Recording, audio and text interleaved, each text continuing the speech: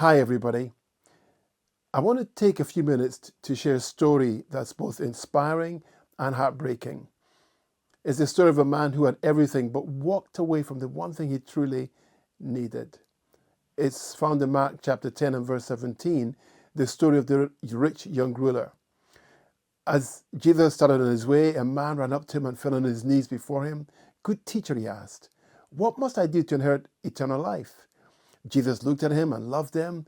"One thing you lack," he said. "Go, sell everything you have and give to the poor. Then come and follow me."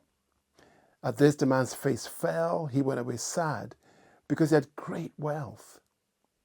Now, notice this. He ran to Jesus but stopped short.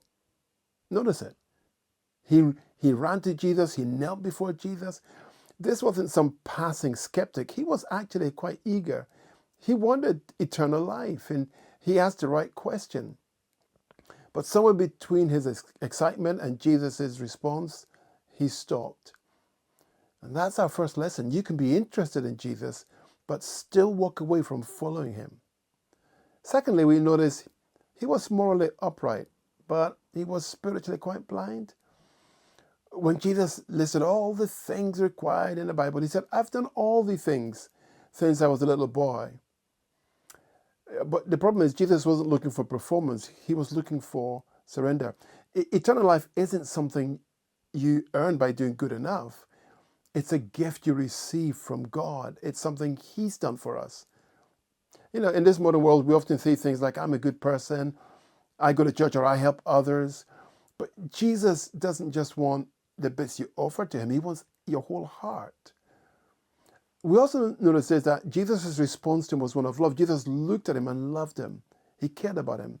He had compassion towards him. Jesus saw him as a person, not just his actions, but actually the person that was before him. And Jesus' love didn't flatter him. Jesus confronted him. Jesus said, "One thing you lack." That's because true love says the thing we really need to hear. It doesn't just flatter us. And so Jesus said, "Give everything you've got away and then come and follow me." Now, Jesus isn't saying everybody must give up all their possessions and follow him.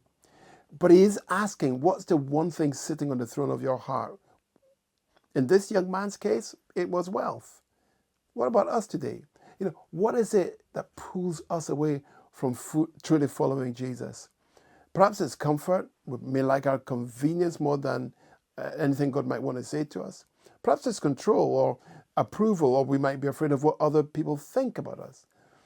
Or it might be our possessions, the constant need for more, as if that's what really satisfies, as if that's what really is the meaning of life.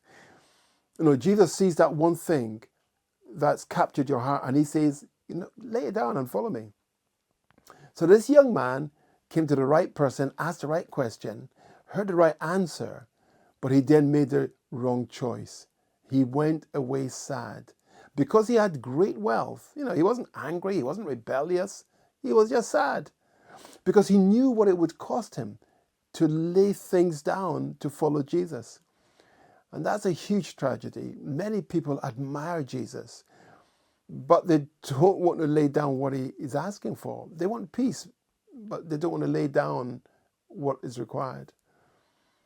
Now, when the disciples heard all this, they were really quite shocked. They said, who then could be saved? And Jesus answered, with people, this is really impossible, but it's not impossible with God. All things are possible with God.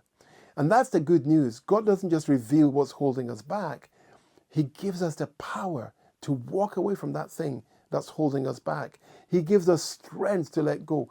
And he gives us himself, the greatest treasure of all.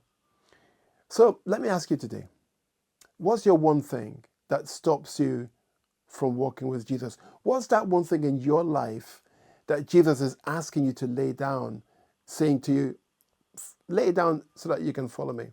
It might be pride, it might be secret addiction, it might be the need for control, or something that seems really good but's taken over your life. Whatever it is, you need to know this. Jesus still looks at you and loves you. And his invitation remains the same. Come and follow me. I hope that as you enjoy the rest of your meal, You will ask your friend that's invited you questions about what does it mean to follow Jesus. Perhaps you might need some prayer and you'd love them to pray for you or your family. There might be sickness in your family or something you'd love God to intervene with. Well, you've come to the right place. Your friends will be more than happy to tell you what you need to do. Also, we're having a festival this Easter. There'll be lots of things happening. And perhaps for you, this is an opportunity to explore Christianity, to find out a bit more about Christianity. Well, they'll tell you what's on. I hope we'll see you there. And if you do come along, please come up and say hi.